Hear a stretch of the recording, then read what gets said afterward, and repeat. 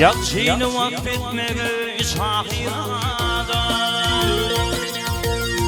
Dini adı hamde hükmanırdı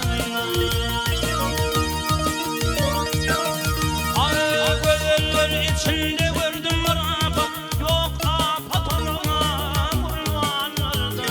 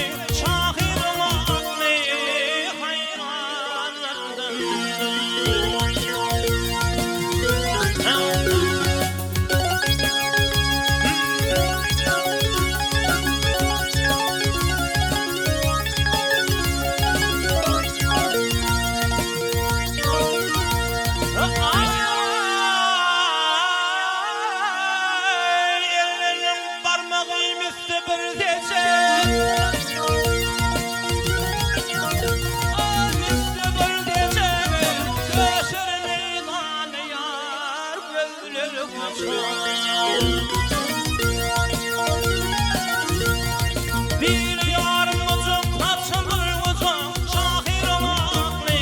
hayranlardan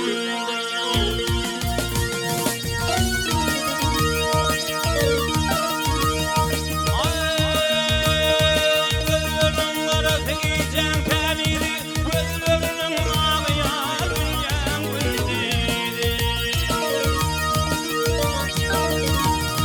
Meğer şunu sağlı gözlerini giyeceğini güldüydü yaparlardan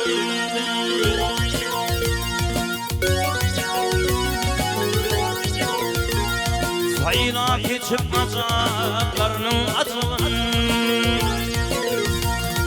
Haydi